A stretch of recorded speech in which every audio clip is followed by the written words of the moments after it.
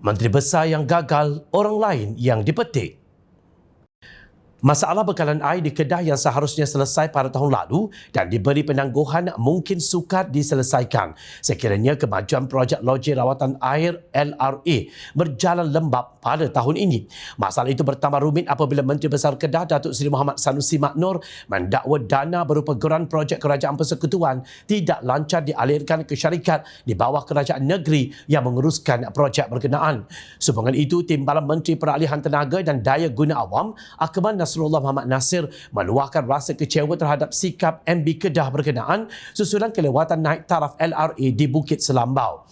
Berdasarkan sidang media pada 7 Februari 2024, beliau iaitu Sanusi seperti semata-mata menyalahkan kenaikan kos harga barang ketika tempoh PKP dan COVID-19 dan seterusnya tomahan jahat seolah-olah progres projek menjadi perlahan kerana Kerajaan Persekutuan tidak mahu memberi peruntukan tambahan, katanya menerusi hantaran di Facebook. Malah jelas Akmal Nasrullah rawatannya selama 2 hari bermula pada 28 dan 29 Januari lalu mendapat maklumat yang kurang menyenangkan mengenai status pembinaan LRA yang dibiayai Kerajaan Persekutuan.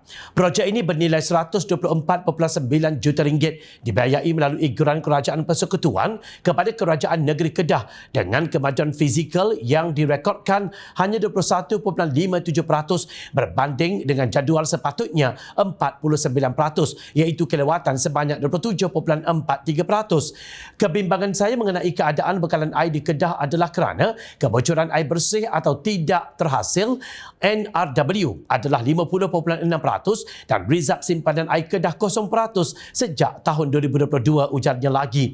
Sumbangan itu, Akmal Nasrullah bersedia untuk tampil menjelaskan isu kelewatan projek sakit tersebut agar rakyat Kedah dapat memahami situasi terkini. InsyaAllah mulai esok saya akan menjawab satu persatu dan dedahkan fakta sebenarnya, ujarnya. Untuk rekod projek menaik taraf LRA di Bukit Selambau yang sudah diberi lanjutan tempoh masa EOT sepatutnya siap tahun lalu, namun sehingga kini masih gagal disiapkan.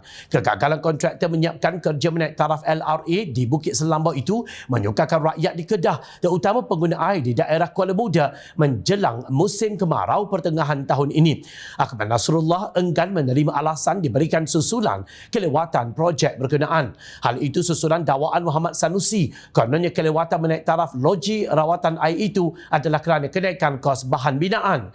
Kenapa orang lain boleh siap tapi kamu punya banyak alasan? Benarkah kos bahan naik punca projek LRA Bukit Selambau lambat? Katanya menerusi video yang dimuat naik di X pada Rabu. Akmal Nasrullah sementara itu memberi contoh projek LRA layang-layang di Johor mempunyai persamaan garis masa yang sama. Sebagai contoh, LRA layang-layang dapat disiapkan dengan kos 230 juta ringgit pada tahun 2019 dan kini sudah siap sepenuhnya. Macam mana projek ini di Johor boleh siap? Barang naik tu semua naik harga, tegasnya.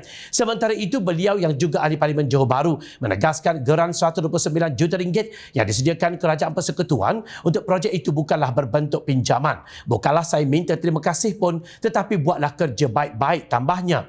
Mohamad Sanusi kelihatannya gagal dalam mengurus negeri termasuk beberapa projek besar untuk keselesaan rakyat di negeri berkenaan. Namun seperti biasa, MB kaki sembang ini hanya tahu menuding jari dan menyalahkan orang lain atas setiap kegagalan yang dicipta.